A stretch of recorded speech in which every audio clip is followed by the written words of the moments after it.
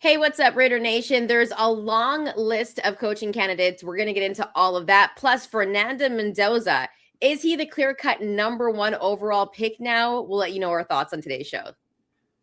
Good morning, Raider Nation. What a great weekend of football. I don't know about you, but I enjoyed every single game that I watched this past weekend. I'm hoping the Raiders one day will be in the playoff picture as well. But until then, we'll talk about how they take the necessary building steps to build their future on the Squad Show.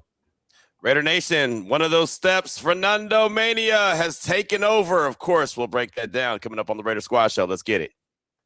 Raider Nation, it's time. This is the Raiders Squad. Everything Las Vegas Raiders every week.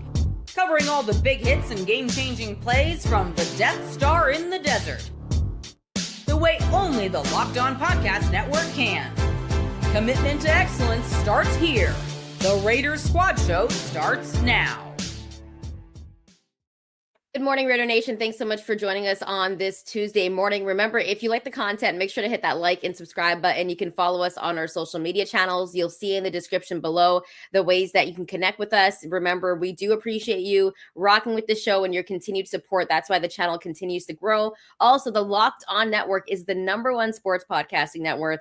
And, if you make Locked On Raiders your first listen of the day and then the Squad Show your second listen of the day, we do appreciate you. And like I said, your continued support. Now, before we get into everything on the show today, remember in that final segment, Q and Link are going to be taking some of your questions and comments. So if you're watching this on YouTube, please drop them in the chat right now. And we actually have a couple of questions and comments from the last episode that we'll get into as well. But remember that in that final segment, Q and Link will be taking some of your questions and comments. In that third segment, we're going to be talking about who has more pressure, Tom Brady or John Spytek. And of course, like Q mentioned, Fernando Mania. That's what it's been this past weekend ever since that game against Oregon. So we're going to talk about him and Dante Moore, plus a little bit of, some really good thoughts from JT the Brick, a very trusted and reliable voice for Raider Nation. And he's been for a very long time. So we're going to get some thoughts from Lincoln Q on something that JT the Brick said. But first, we got to start off, obviously, with the Raiders coaching search, because that is still underway. And I feel like it's heating up because the names keep on piling up. And just coming from Ian Rappaport yesterday, he said the Raiders are requesting Chargers DC Jesse Minter for a head coaching interview. And of course, it is a growing list that has occurred. Also, Adam Schefter had tweeted yesterday, while the Falcons announced an official interview with former Ravens head coach John Harbaugh, he has already been conducting preliminary and extensive phone calls with the Giants, Titans, Browns, Raiders, and Cardinals per sources. He is trying to determine who to meet with later this week and into next week before making a decision. He is fully expected to coach in 2026 per sources. So no big surprise there. And of course, I think the Raiders are going to do everything they can to interview as many coaches as they can. And on the weekend, there's more of a list, so we're going to get into it. DC Chris Shula has been requested by the Raiders. Also, Nathan Shieldhouse has been requested from the Raiders. OC Mike LaFleur, and obviously no surprise there. And Packers DC Jeff Hafley, who I don't think he kind of went out looking the greatest at the end of the season, but pretty good season for him as well. So a bunch of names there for you, Lincoln Q. Just your thoughts on who the Raiders are interviewing and what it kind of means to have this long list that they have. We'll go with you first, Link. Well, I certainly appreciate the fact that they're taking their time and doing their due diligence and not rushing to make a decision. But there's also there's a reason for me to be cautious and really worried, because they still have a lot of evaluating to do as far as players. I know that usually what it happens, and I've always thought it should be the way it is, as the playoffs dwindle down, as you get closer to Super Bowl, more and more teams are eliminated. Then you have the possibility of scouting those possible offensive coordinators from those playoff caliber teams and doing your due diligence and evaluating them. But somebody like Harbaugh is in a perfect position because he doesn't have to rush. He's going to have his chance to coach in 2026 if he wants to. And hell, there might be some coaches who are already head coaching positions already filled that teams might say, if you give me a phone call, might want to be. So that, with all those rumors circulating, there are always people speculating on how it should go. I don't mind them doing their due diligence. A lot of these names that I heard this past weekend, I didn't even know about because I didn't watch those teams close enough around the season. But if they're coming from winning programs, there's something to be said about that as well. So I appreciate them doing their due diligence, but they just have to hurry up and get this thing done because they got to make a decision what they're going to do in the draft. And it's going to be right there, right before you know it. Right, Q?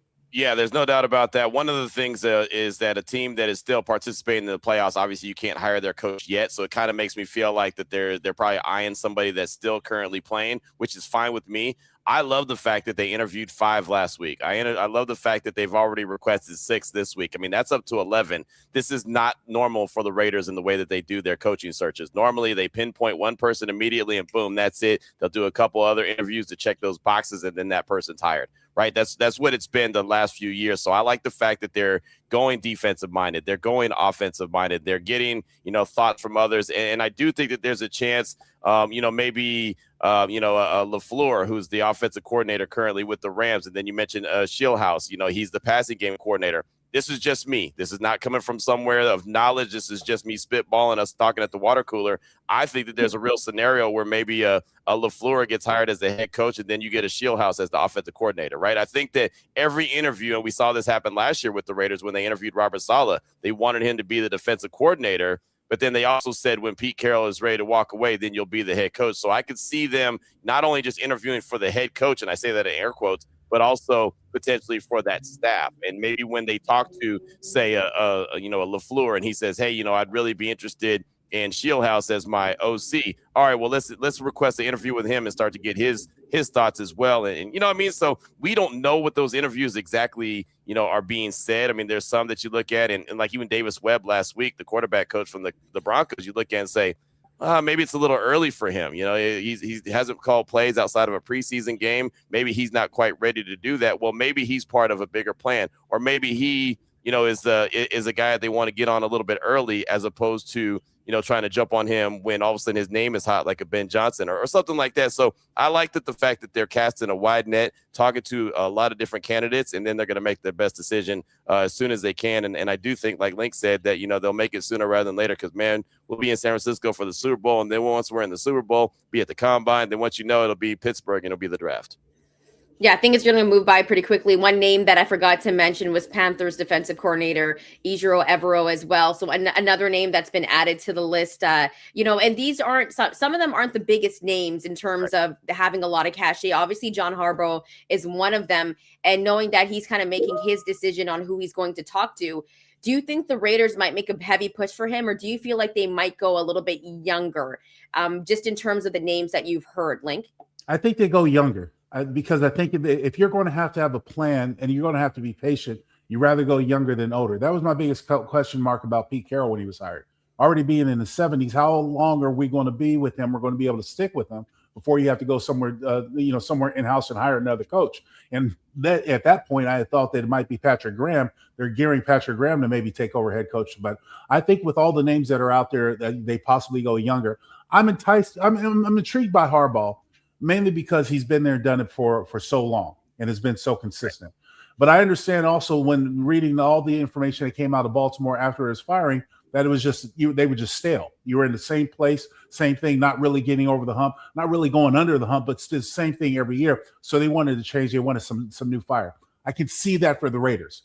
Wanting some new fire, wanting to bring some new passion, some new energy back. And that's why, I'm thinking more of the offensive side of the ball because you're going to have that number 1 draft choice. And we'll talk about that in a little bit. But that I think they go younger, Chantel. What do you think, Hugh? Yeah, I'm thinking that they go younger as well. And I do think they go offensive minded, right? I mean, I know that Chris Shula is a hot name as well with the Rams as the defensive coordinator. But again, I'm kind of in my mind leaning more offensive with the head coach, only because, you're probably going to tie him with Fernando Mendoza, who we'll talk about a little bit later. And, you want to be able to have that continuity and that pairing as opposed to having a guy that's a hot name and all of a sudden he goes off to be a head coach. Again, we'll talk about that a little later. This is what stood out to me, though, when it comes to John Harbaugh. And this is the statement from Mark Davis when he fired Pete Carroll. Moving forward, General Manager John Spytek will lead all football operations in close collaboration with Tom Brady, including the search for the club's next head coach. Together, they will guide football decisions with a shared focus on leadership, culture, and alignment with the organization's long-term vision and goals, meaning that those guys are going to have the power. So when it comes to a John Harbaugh, even a Mike Tomlin, if he's, all of a sudden available, if he decides to walk away from the Steelers, I think obviously Raider Nation would be very intrigued by him.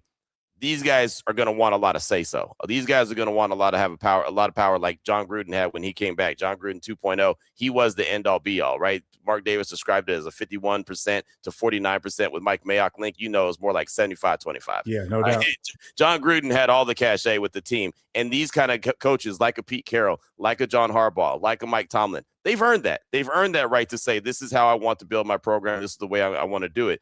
It doesn't sound like that's what Mark Davis is looking for. It sounds like Mark Davis is looking for Spytek, who's the GM, and Tom Brady, who's part minority owner, to do that in collaboration. Again, not my words, his, right? That's why I read the statement. His words, not mine. So I think that is the biggest key right there. And that's why I don't think a John Harbaugh is realistic for this Raiders organization. Yeah, and just in terms of how they're going to build, I think it's going to be, at least like a 3-year process where the Raiders kind of get above 500. This is going to be a team that doesn't go straight to 500 next year, or above 500, sorry. So from the names that I've listed, is there any name that either of you are really big on for the Raiders? And I feel like there's a lot of Raider Nation that really loves Kubiak. If you had to pick any of those names, if you could go young, you could go a little bit older with more experience, which one of those names kind of just catch your eye that you would be excited about? Link? I probably have to go LaFleur or Kubiak. Mm-hmm.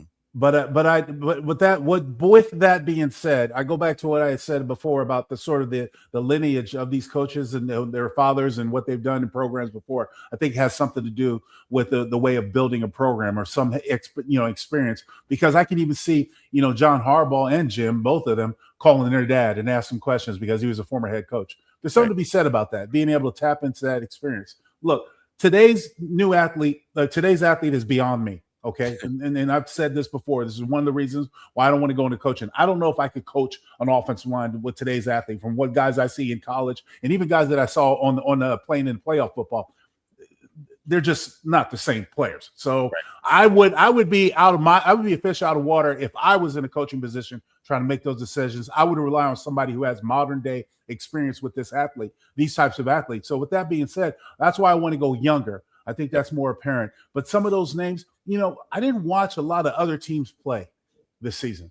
I was focused on the Raiders, concentrating on Raiders, and when I was taken off the air, this is sort of what I was focused on, trying to fix the Raiders problem, because that's the one that's near and dear to my heart. So a lot of these coaches, only thing I could take from their winning records and what their teams did. But that's analytics. That's still not a strength of mine as well. So that's why I love being with Q, because Q knows ball. So I can go to Q and say, hey, who's hot? Who's hot? Who's hot? So Q, who's hot? Anyone from the Sean McVay tree. If you had a cup of coffee in LA with Sean McVay, you're good. That's why I pointed out, LaFleur and Shieldhouse, because I think that'd be a really good 1-2 punch. Like I said, I understand that, you have Shula there as well, who's a hot defensive coordinator for the Rams, but I'm with you. I think that they go young. I think they go offensive minded, and, Shieldhouse has a lot of respect across the league. He had a lot of respect when he was at Iowa State, so he can have that continuity between the two guys. I could see that being a head coach OC type scenario. It could be, Shula and like LaFleur as the OC, but LaFleur is already the OC, so why would he leave the Rams to, why would he make that lateral movement? That's why I think that it has to be some kind of an upgrade and a raise in title, and obviously, pay and power, and be able to put your ideas. Look, the one thing we know about the Rams is that offense led by Sean McVay is cooking, right? I mean, they do things well. And Link, we talk about it all the time. What they do in LA with the Rams offense is things that we thought that the Raiders were going to have a chance to try to do. Right. And so if you're going to get someone from that tree that has an opportunity to, most likely led by Fernando Mendoza, to be able to go out there and execute, knowing you have Brock Bowers, knowing you have Big Mike for at least one more year, you have Ashton Genty, like you start to have a few pieces, and they can start to put together this offense in the vision of what they do in LA. They could go, with a young offensive side of things with the head coach and the OC, and then go with a very experienced defensive coordinator. Right. So they can do like Sean McVay did 9 years ago when he got to LA. Remember, he got that job as the head coach. And what did he do? Wade Phillips, here you go. You got the defense. When the defense is on the field, you do you. I'm going to go here, sit on the Gatorade chunk and talk to my quarterback and figure out what we got to do. He wouldn't even watch the game while the defense was on the field. He was up there in Jared Goff's ear at the time. Right. And so that's what I think that's kind of the vision in my mind that I have for the OC and the head coach and the defensive coordinator.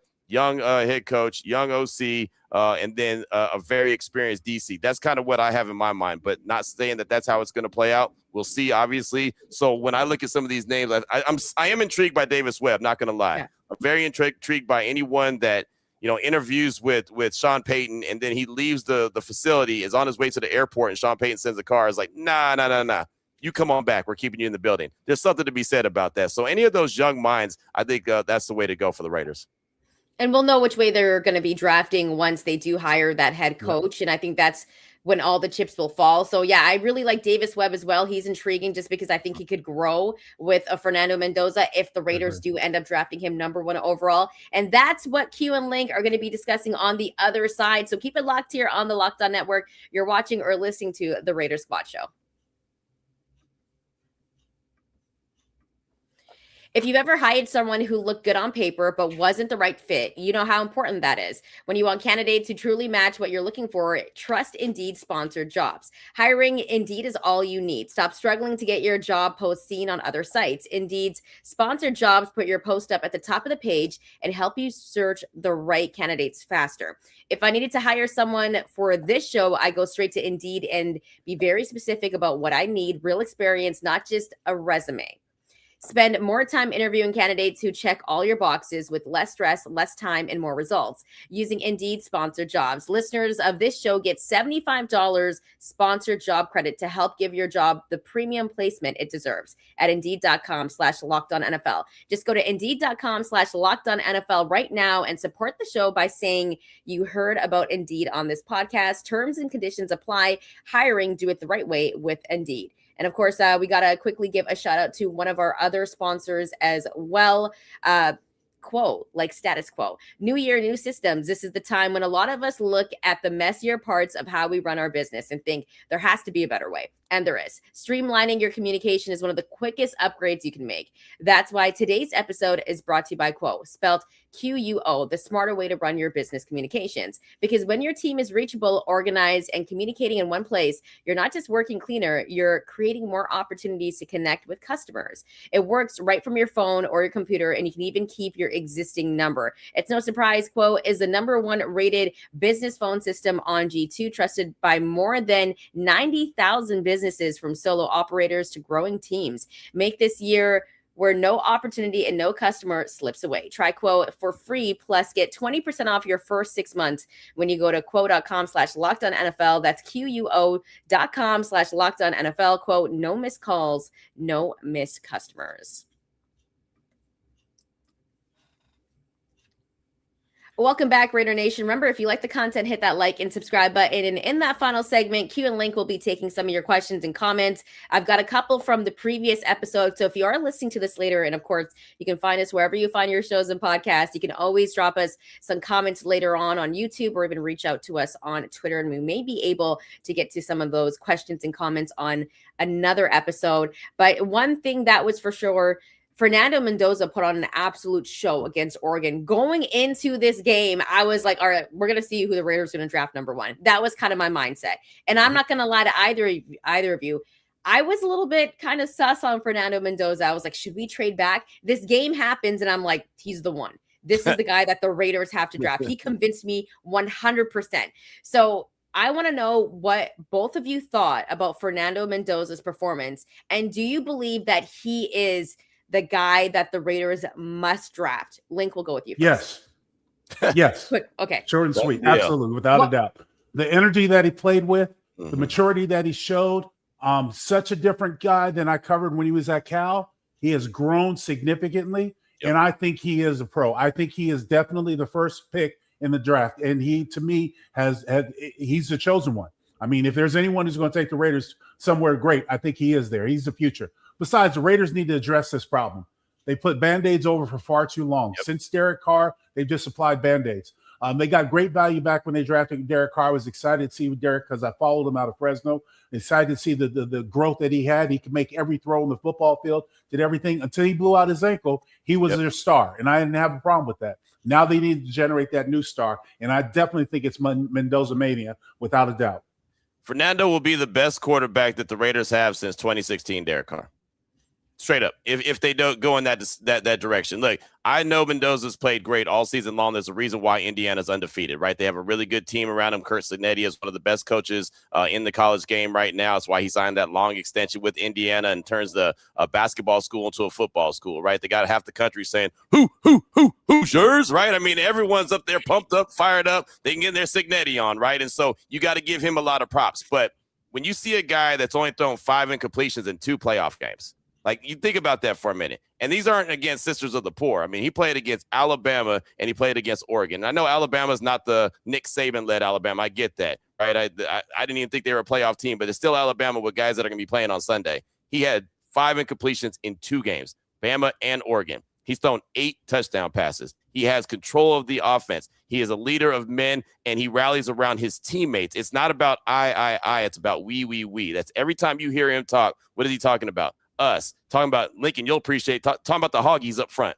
right? How many times does he reference the Hoggies? All the time. So, yeah, I went into the game on Friday knowing that Dante Moore and Fernando Mendoza are really good quarterbacks. I come out of the game still believing Dante Moore and Fernando Mendoza are really good quarterbacks, but I just believe that Fernando Mendoza checked all those boxes and showed why he's the clear-cut number 1 option. With that being said, not only do the Raiders have an opportunity to do something that they haven't done in a very long time, which is have their franchise quarterback, they also have an opportunity to change the narrative that's at Allegiant Stadium. And we see it each and every home game. And what is that? That's with all the other fans coming in, all the other jerseys that you see, all the other, I mean, you hear the national anthem going on, the Chiefs are in the house, and you hear Chiefs at the end, which drives us crazy, right? It's something that shouldn't happen.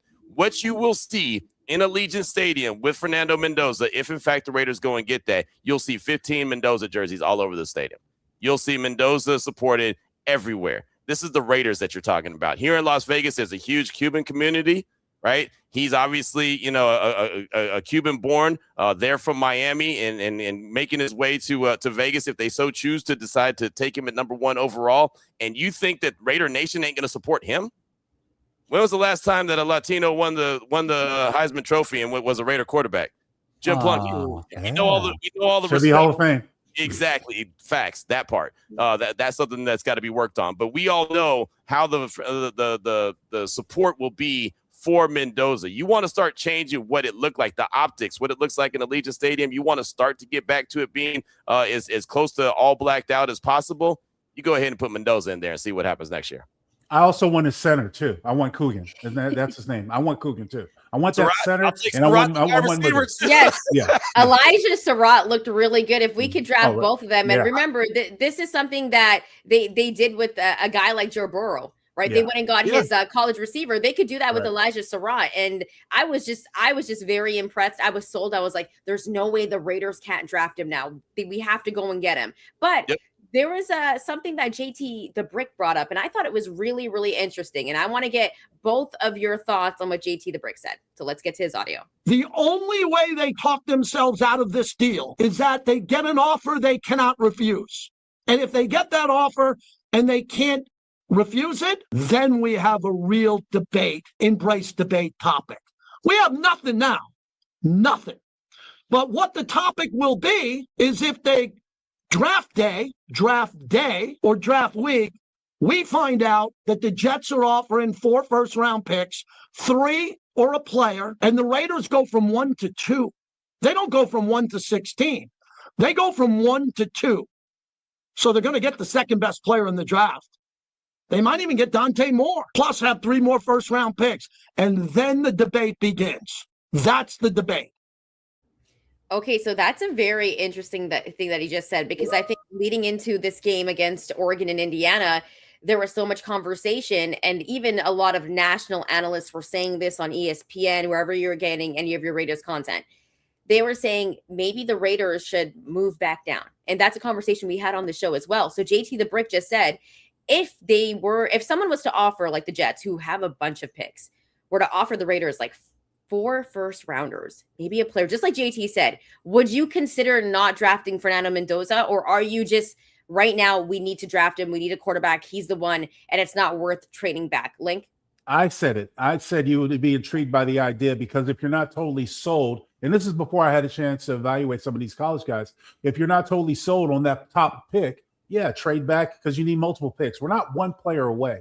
But the thing is, and I'm definitely intrigued by the idea, especially if you have what 3 first rounders and a notable player, because that's big. But also go back to the Gruden days. I think Gruden did something very similar when he got rid of Mark Cooper and Khalil Mack to assess those 3 picks. Then we had 3 picks in the first round, and they kind of blew it. Other than Josh Jacobs, they blew it. They didn't get it right. So I would hate to see that evaluation. But here's where I am today. And I am solid on this side of the fence because I believe the Raiders need a quarterback. They need a franchise quarterback. And I believe Mendoza's that guy. So I'm not giving up that pick because I've evaluated enough to say, you know what, Mendoza's right there, the first pick. I'm taking him. I need to address this. If nothing, I'm not saying that we're not players away. We are still players away. And maybe you entertain the idea possibly of somebody coming and making an offer you can't refuse. But right now, I'm sold on Mendoza. So don't mess this up, Raiders. Look, what I say with everything is you always listen, right? I mean, someone could call me right now from another radio network and say, hey, man, we're interested in you, coming to work for us. I'll listen. Doesn't mean that I have to take them up on the offer. I mean, Chantel, you're going to read about 3 or 4 more different commercials. Doesn't mean that everyone listening is going to go buy that product, right? But we're going to throw the commercial out there anyway. That's what it is. You always listen. You always entertain what the thought is. But I've said it many times as a guy who did sales, right? There's a method that we live by, the KISS method. Keep it simple, stupid, right? This is something that's very simple. This is very easy to understand, right? I mean, the quarterback's right there. You had an awful season. You all of a sudden have an opportunity to get somebody that you haven't had and for many reasons could check off the boxes that you need. So, 99.8% of me feels like that's a no-brainer that they're going to go pick, Mendoza. Now, they're going to go through the draft process. They're going to go to the combine. Somebody's going to look for holes in his game. Someone's going to look for something to find wrong with them because right now from the surface, everyone says, man, this guy's great. He's fantastic. They're singing his praises. Somebody's going to look for something to bring his stock down a little bit. And we're going to hear, man, maybe more is catching up to him. Maybe more is going to be the taking. You know how it goes through the draft process. Look, I was in the barbershop on Saturday, no BS. And they said, I think he's too good. That's a red flag. He's too good. It's too many things to like about him. He doesn't have social media. Something's got to be wrong with him. I was like, or he could just be smart. Right? He could just decide he doesn't want to be in that rabbit hole that is, a cesspool of social media. Yeah, no, Q, that's a red flag, man. He's too young not to. It's a red flag. Something's wrong with him. He's hiding something. It's like there's always going to be someone that's going to try to find something wrong with your game. I think this is a no-brainer. I think it's really simple. If the Jets offer something crazy and you could trade out the 3 years out, so if you have multiple first-round picks, that's how you could end up with, like JT said, 4 first-round picks. I don't think that's realistic. I don't think that he's such a generational talent that they'd be willing to trade up and give up 4 first-round picks, in the next 3. I just don't see that as realistic. He doesn't seem to be that guy. He seems to be a very good quarterback, a guy that could lead this organization. But if the Jets are sitting there at number 2, why would they trade everything? Why would they trade the farm just to move up one spot? I don't see them being that much in love with them. So I don't think that's a realistic scenario. But of course, any team calls, you pick up and listen. And I also want to say this: there's something to be said about experience. Now, when it comes to Mendoza and Dante Moore, of course, we don't even know if Dante's going to come out. Has he? I don't think he's declared that. Has he, Q? No, not yet. Okay, not yet. Yeah. So that's one thing to consider.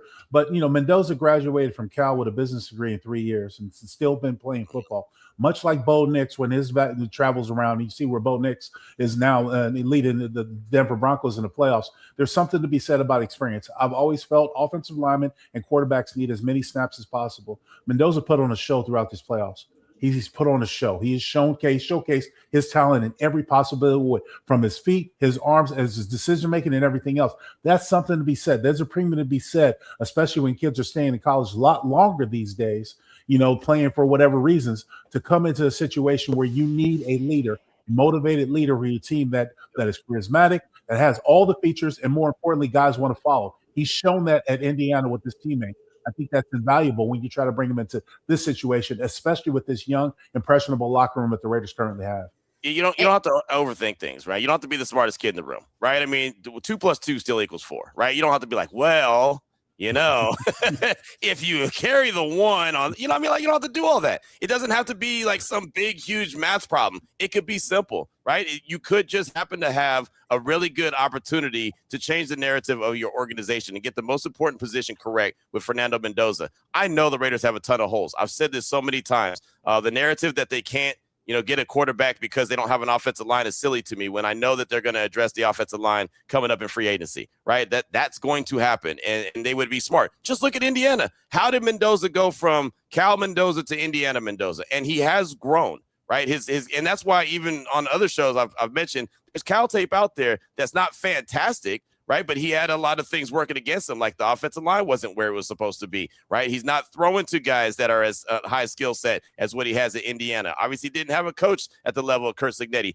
but to that young man's credit, he was able to grow as a player. So it's never been a knock on him. It's just like I'm watching him continue to evolve. And if he's willing to do that, what's he going to do when he gets to the next level? You think he's going to rest on what he's done and said, all right, I've made it now, I'm good? I don't get that vibe from him. I get that vibe that he's going to be in the lab and he's going to be ready to go. I mean, this is a guy that made sure that he had everybody's face and name before he arrived at Indiana. So when he got to the locker room, he could say, hey, Lincoln, how you doing? Hey, Chantel, how you doing? Hey, Q, what's up? Like, he can go and address everyone because he was going to have that in his mind. You think he ain't going to take that approach on the next level when he's a new kid in the locker room and expected to be, the guy at the most important position? I bet he will. So I just think it's a no-brainer situation for the Raiders, and I think the Raider Nation is pretty fired up about the opportunity that they see coming down the pipeline later in April. And something to just keep in mind, too, Dante Moore has to make a decision, I believe, by January 15th, but also Dylan Raiola from Nebraska has transferred over to Oregon. So that tells me Dante Moore is going to be entering the draft because he's probably going to be the second quarterback taken off the board. So if you're the Jets, unless you do love Fernando Mendoza, I don't think you're giving up like 4 first rounders. But at the same time, for Trey Lance, like what do they give? Like 3? Yeah, I mean, San Francisco gave him 3, first round picks to trade up to get Trey Lance. I think, and it's funny, I saw a lot of that about Raiola going to Oregon, and that means that Dante Moore's coming out. He most likely is, because NIL money is not $39 million guaranteed. Right? I mean, let's be honest about it. NIL and NFL guaranteed money is different. So he's going to be the number 2 quarterback taken, and that's about probably $39-40 million fully guaranteed. So I can see him doing that and learning and continue to evolve. Again, this is a good quarterback. He just has to continue to grow, right? Fernando Mendoza is clearly ahead of him. So I would be like, hey, man, I got $39 million and I can continue to learn the position and work on my craft. Cool, I'll do that. But remember, when he transferred from UCLA to Oregon, he didn't play right away either. He was still behind Dylan Gabriel. So I could see a world where Raiola, who I'm still very on the fence if he's even a good quarterback or not, or if he's just a Patrick Mahomes impersonator. Wannabe. Yeah. Wannabe.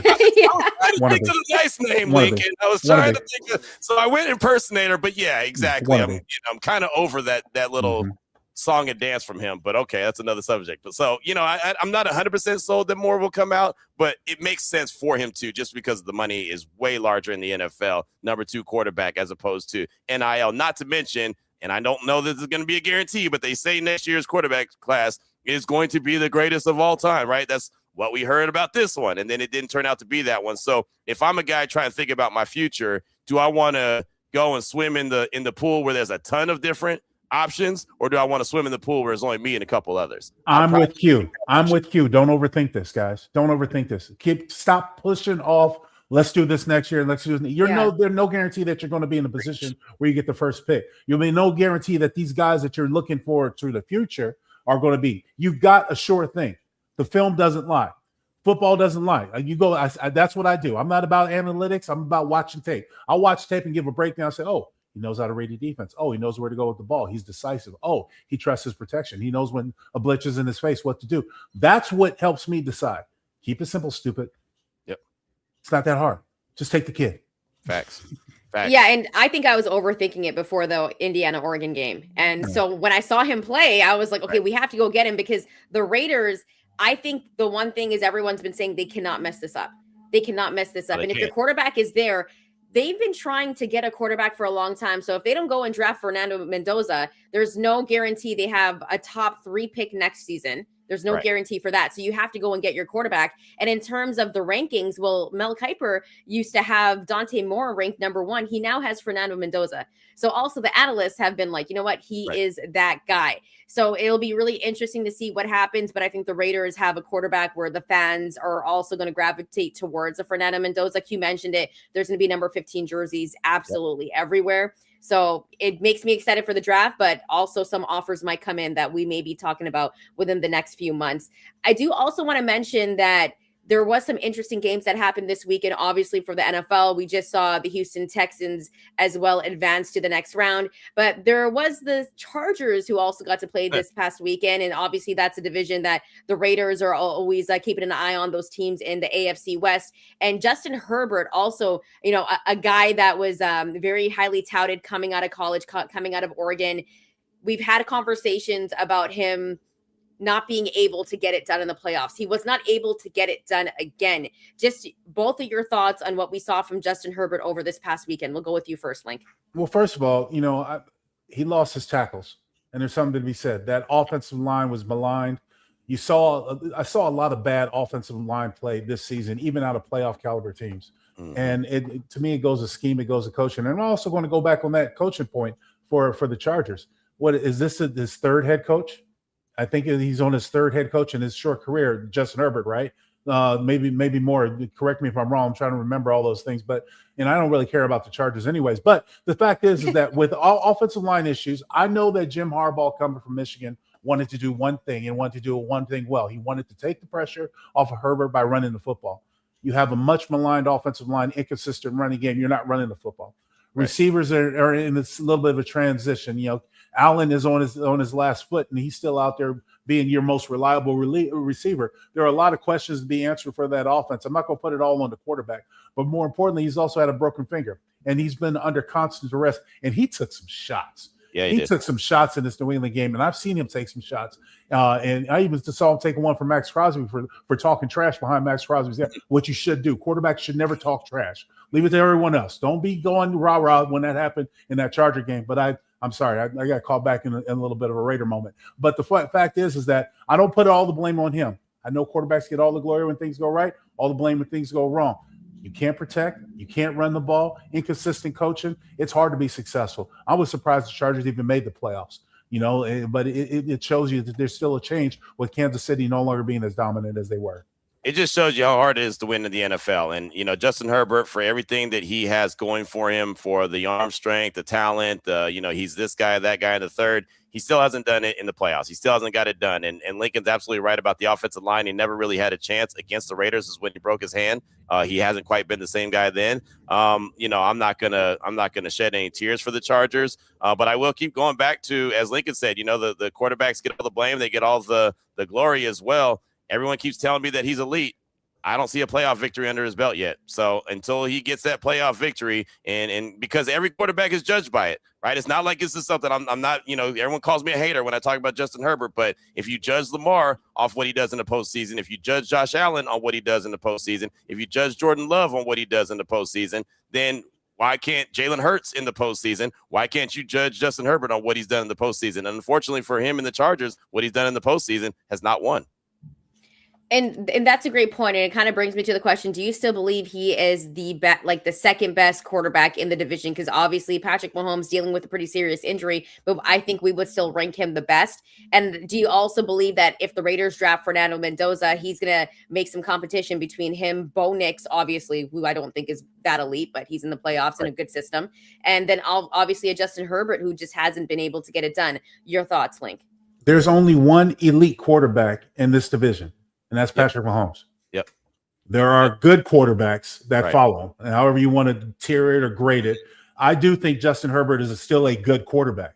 Facts. I do believe in his ability to run, decision-making, arm strength. I do believe he's a good quarterback, but I'm not saying he's an elite quarterback. I don't think I've ever used those words, and I don't use that word light. I mean, I use that word very lightly. I don't take it to everyone. Everyone's not an elite quarterback. Nope. I don't care what they, what they achieved and everything else. I'm not going on that elite. That's something that, that's a very touchy word to me. You don't use elite. Good players, damn good players, above average players. Yes, that's how I kind of grade. Elite is very hard. I do think he's the second best quarterback in this division. Yes.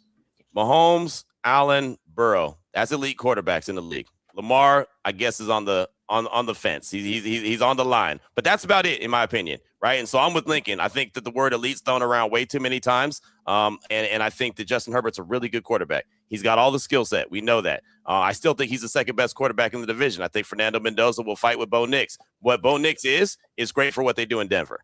Sean Payton handpicked him and said, this is the guy I want running my offense, and this is why. And that's what the Raiders' job is, okay? Whoever they hire, right now in the interview process, bringing it all back to the Raiders, in the interview process, the conversation should not be, what do you think about the quarterbacks in this upcoming draft? Who would you prefer? The conversation now should be, what do you see in Fernando Mendoza, and how could you work with him? What does it take? That should be the conversation. That should be the interview question, not what quarterback you prefer, but Fernando Mendoza.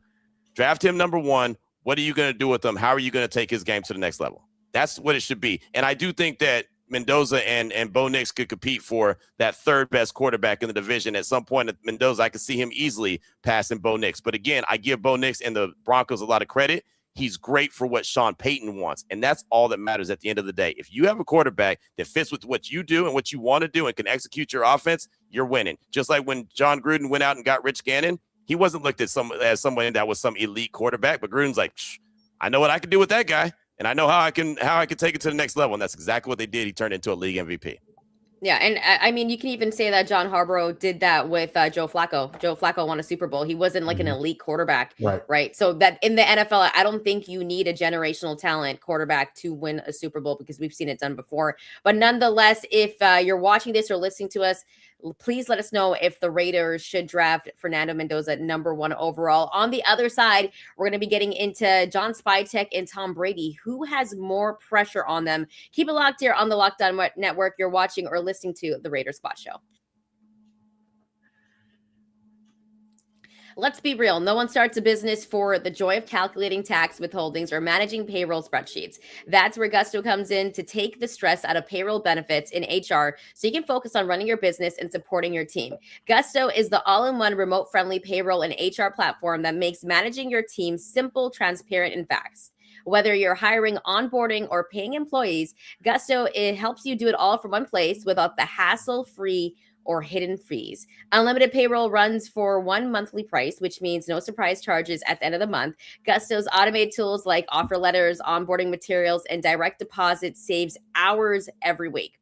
Try Gusto today at gusto.com/LockedOnNFL and get 3 months free when you run your first payroll. That's right, 3 months of free payroll at gusto.com/LockedOnNFL. One more time, that's gusto.com/LockedOnNFL.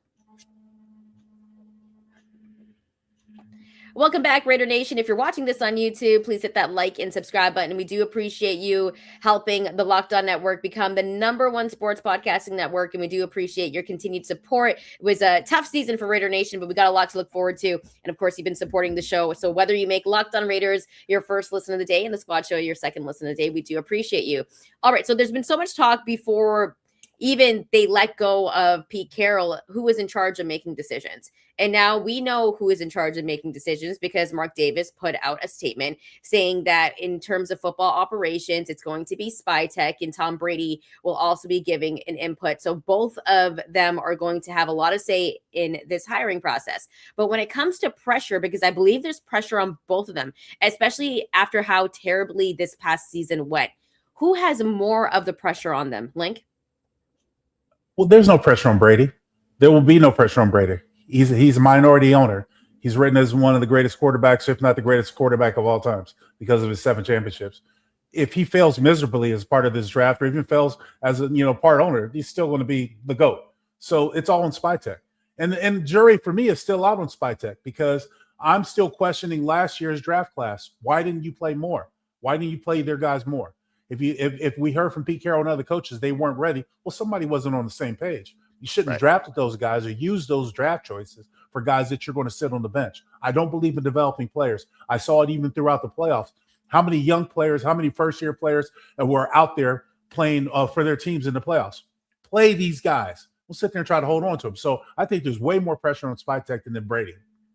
The funny thing on this answer is I think that both is the correct answer, and I'm not trying to have a cop-out, but in the building, I think the pressure is all on Spytek. I think Lincoln's absolutely 100% correct, right? Spytek is the guy that's still unproven. Spytek is not known by anyone as the greatest of all time at anything, and that's not a disrespect to him. It's just the reality of it, right? And he's a GM. He's not part ownership. So in the building, I think there's a ton of pressure on John Spytek to get this correct.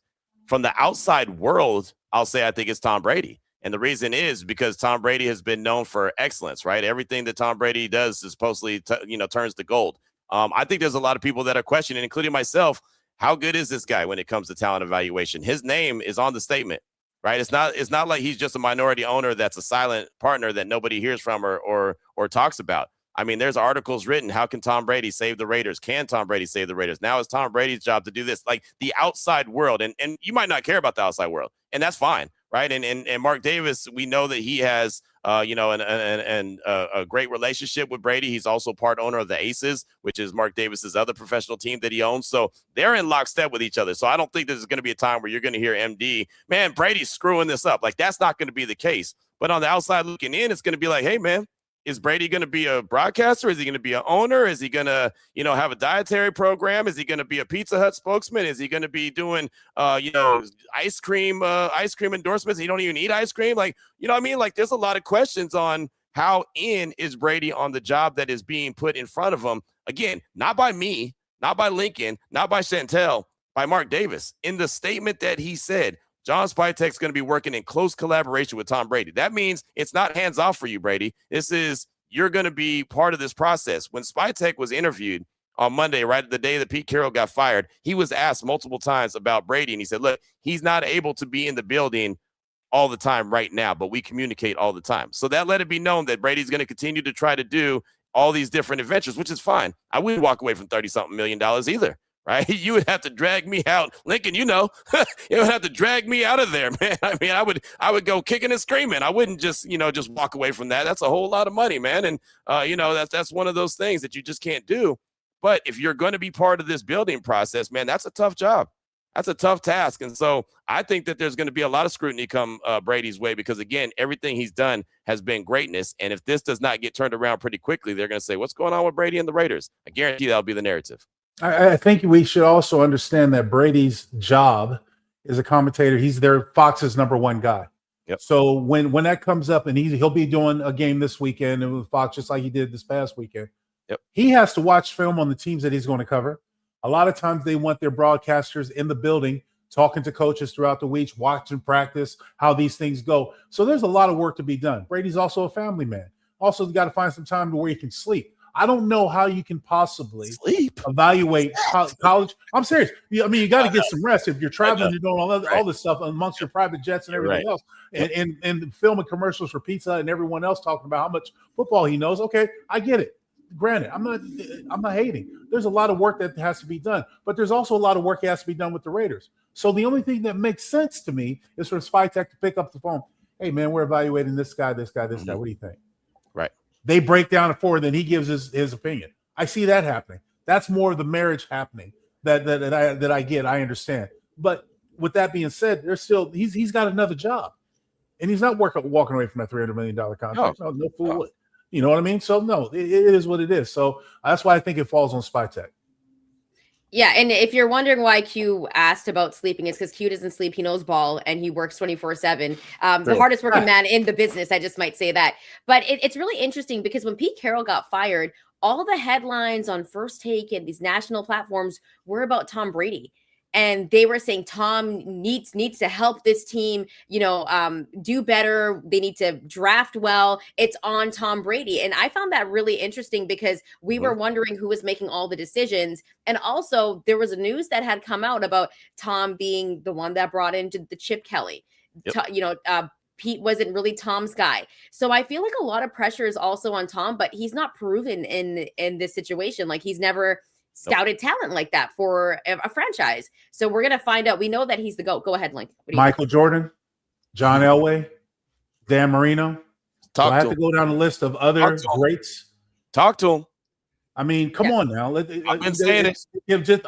I'm just saying. I've been saying, like, hey man, walk to the front of the congregation, join the party, because I've been saying it forever. Right? We're singing to the choir right now, man. I'm trying to tell you, like that's not guaranteed. It's not guaranteed that because he was the GOAT, means that all of a sudden he's going to walk into an evaluation process. And even if it's just, giving his feedback, doesn't mean that he's going to be able to just identify the talent that's going to work in that building. This is what I've been saying about, and I don't mean to, try to bogart the show, but I'm really passionate about this. There's something to be said about being in a building physically walking around, getting the vibe, getting the temperature, getting the understanding of what everybody is doing, feeling, how the day-to-day operations go. If you're on Teams, Zoom, whatever it is, we all have these great things that we can use so we can, we're in 3 different locations right now. We're doing a show together simultaneously. But Link, how often when we're here at Studio Q, how much better is the flow? Because Absolutely. we're in the building together, and I'm bouncing off you, you're bouncing off me, right? Not to mention you're a hell of a blocker, so it's easy to bounce off you. And open up those holes, bro. Just run through. Open up the hole. But I mean, it's something to be said about that. So if all of a sudden it's like, hey, Brady's on a Zoom call, everyone, boom, you can't really get the true sense of what the building is feeling like right now because you're on video. Right? You're not in the building. You don't feel the building. There's something to be said about walking around the building and getting people's vibe, talking to people face to face. It's something to be said about that. So this plan, it has to be more of John Spytek doing the heavy lifting and just consulting here and there with Tom Brady. If this ends up being Tom Brady making the calls and Spytek is just executing it all, it doesn't feel like a recipe to win for everything I just said. I think when it comes to the draft class, this upcoming draft class, if Spytek does not draft well, I think there's going to be a lot of questions because we're questioning this last draft class. We're wondering how good it is. I don't even know if we even got to evaluate a lot of the players that he drafted. And that brings me to a question. I know both of you said during the last draft, both of you had asked about the O-line. And they said, I think we have the right fit. I don't know if it was Spytek that said that or Pete Carroll that said that, or if that was a collaborative idea that they came up with, that they thought that the O-line was fine. What were your guys' thoughts on that? And was that more Spytek? I'm not quite sure what that noise is, but who knows what to make of it? No, we don't know what to make of it because we didn't know who was making the decisions. You know what I mean? It's like they put this class together. And if in fact what we do know is that Carroll was not hired by Spytek, right, but the fact that Chip Kelly was, that really is already at an impasse. You're already at an impasse because we wanted Chip Kelly to bring in a system with the players that we had, and he thought that he could do it because he showed that he did it in college and that maybe he could bring that translated, and it didn't happen. So in evaluating the draft class, I know a lot of them didn't play throughout most of the season, which was the biggest head scratcher for me. And I assume that falls on Spytek. But I don't know because again, we don't know who's making the decisions.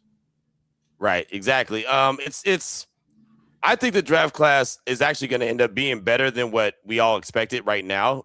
Lincoln's brought up the point of it not, the fact that it didn't, a lot of guys didn't play. But I do think that there's guys that are going to be really good players. I'm really looking at the trenches. I like Rodgers, and I think that Grant's going to be good. But it was, again, small sample size. I don't know how much of that was Spytek's draft class not necessarily being ready to play, or how much of that was Pete Carroll not playing them, right? And I will never know the answer to that, right? Because Pete Carroll has continued to say that they weren't ready. I know certain guys like Caleb Rogers have said, hey, I still needed some growth. I needed to work on some things. So, maybe it truly was that they weren't ready. I know we didn't get to see a lot from Besh. We didn't get to see a lot from Thornton. But I think that there's guys that could be productive out of this draft class. And again, it was the first draft class, and who knows how much collaboration and say so even Pete Carroll had in the way that the draft class went. Like, I believe fully, and this is just me, that Pete Carroll is, was the one that made the call on Ashton Genty. I'm glad they got Ashton Genty. I think he's a really good talent. You get talented players and you put them together on the team. But I think that Pete Carroll was 10 toes down on Ashton Genty, and I don't know if John Spytek was. Right? Again, we won't know anymore now that they're moving forward. But now this should be one of those classes that you understand that John Spytek, his fingerprints, his thumbprint is all over it. Right? You understand, and you say, okay, that was a John Spytek class that these are his guys. And it's also very difficult to put together a draft class when you all of a sudden come in January and the draft is in April. Right? And so you're relying on the scouts from the previous staff. Now this year, again, for the, I don't know how many watching on TV. Yep. Right, exactly. Now they have the opportunity. Now that they've had a year, they have their scouts in place. They know what they identify as a Raider and how they're trying to build this team. Now Spytek can say, okay, now I need to go out and get my guys. So that first draft class might be a little underwhelming when it's all said and done. He's going to, I think, have a lot to do and a lot of heavy lifting he has to do this year. The classic point from this past year's draft, I had heard Charles Grant had never done a silent count in college. Right. I didn't know how to do a silent count. And I think that goes back to developing guys. You're going to have to know how to do a silent count, or you're going to have to practice it during the practice and get these guys evaluated, especially put them in the games. Those are little things, little tidbits that goes into evaluating. So I agree with Q's point. It was probably the previous scouting department who gave these assignments and these draft grades, really not knowing all the intangibles before you bring them into the situation. That's the reason why he wasn't ready to play throughout most of the season. Yeah, and I think we're going to find out about this draft class in a couple of years because we weren't able to evaluate them this past season. Coming up on the other side, though, Link and Q are going to be taking some of your questions and comments. So if you're watching this on YouTube, please drop them in the chat. So keep it locked here on the Locked On Network. You're watching or listening to the Raider Squad Show. The wildcard round is here, and FanDuel is officially in playoff mode. Every game day during the NFL playoffs, FanDuel is giving customers even more ways to get in on the action. Because right now, every NFL playoff game day, FanDuel users get a profit boost pack waiting for them inside the app. Each game day, you'll see a pack loaded with multiple profit boosts you can apply to the bets you like most. So pretty much you open your profit boost pack first thing on game day and see what boost you want to apply. Sometimes they're like 30-40%, which is awesome. You make your picks, then apply your profit boost to go after even bigger payouts while the playoffs get rolling. So visit FanDuel, an official sports book partner of the NFL, and grab your profit boost pack every NFL playoff game day. Raider Nation, I'm not going to lie. I don't know what that sound is, but we're going to get into everything with questions and comments with Link. And what sound? Do you not hear that? Oh, is that? Me? No, that loud hum? I'm sorry, that's me. I've got construction being built. I'm sorry. Okay, that makes sense. That was funny because you were like, "What noise?" And I was like, "Am I the only one that's hearing this?" I heard it too. I heard it. I didn't know that you guys could hear it. I apologize.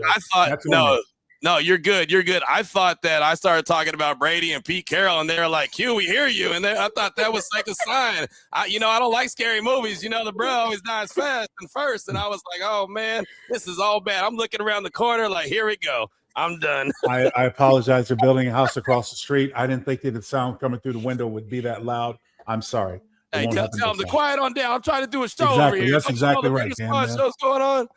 Link, I didn't know Tom Brady had construction outside your house whenever he wanted. The amount of money he's making, it was no surprise to me. That is awesome.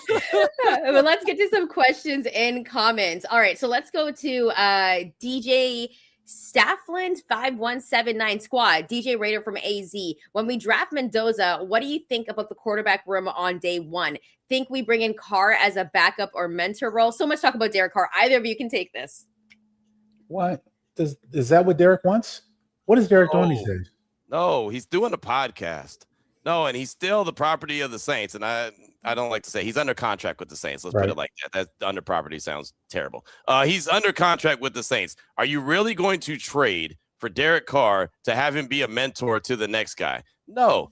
Aiden O'Connell will be in the quarterback room. He'll probably be the lead guy unless Mendoza, beats him out in training camp, which is fine, right? No matter whatever happens. In my opinion, it'll be Aiden O'Connell, Mendoza, and someone else, right? I think Geno Smith is going to be shown the door. I think Geno Smith's going to want to leave out the door, right? I don't think he wants to be around 1 year with the Raiders. Bad experience for him and Raider Nation. So I don't think that Geno is a solution. I think it's Aiden O'Connell, Fernando Mendoza, and they'll probably add one more guy, and maybe he'll stick around. Maybe they'll roll with the 2-quarterback system, but I think it's just that simple, and I think Aiden O'Connell will be the guy that's in the number one spot, at least initially when Mendoza gets drafted.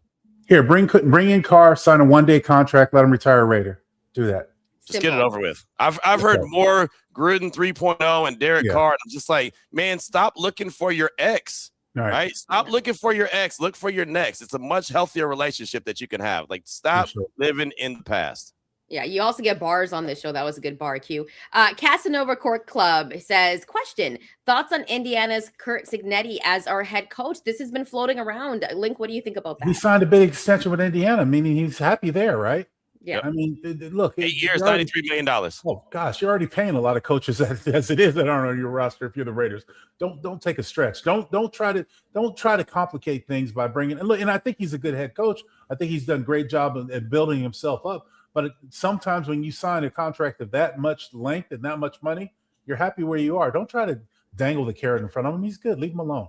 Right. I think he still has more to prove there in college. At some point, maybe he decides he's going to take his talents to the NFL. I think he's a really good leader of men. I think he's a really good head football coach. I don't think he's ready for the NFL now, and I don't think he wants the NFL now, to be honest. So, again, there's plenty of qualified candidates that the Raiders are talking to. They're casting a wide net. There's really good coaches that they could put in place. They don't have to go get Curt Cignetti. Yeah, and that's a name that's been floating around, and I'm sure we're going to hear some more names, and hopefully the Raiders will be able to have a short list, and then we'll see who they're going to hire. That's going to come up pretty fast, I feel, but we'll keep you posted here on the Squad Show and also Q's Locked On Raiders. We'll be back on Thursday morning. Thanks so much for rocking out with us this morning. Remember, if you like the content, make sure to hit that like and subscribe button. You can also follow us on our social media channels. You'll see in the description below the ways that you can connect with us, and if you're on the audio side, give us a 5-star, leave a rate and review, because Q and Link obviously deserve it. But we'll be back on Thursday, y'all. Thanks so much for rocking out with us. And we'll have some more Raiders updates on coaching. And if there is a coach that's officially announced, we'll be on it. So we'll see you on Thursday, Raider Nation. And less external noise, I promise. Build that house. Yeah, somebody got to hit up Tom Brady, just saying. All right, he got to stop that construction when we're talking about him. We'll see you on Thursday.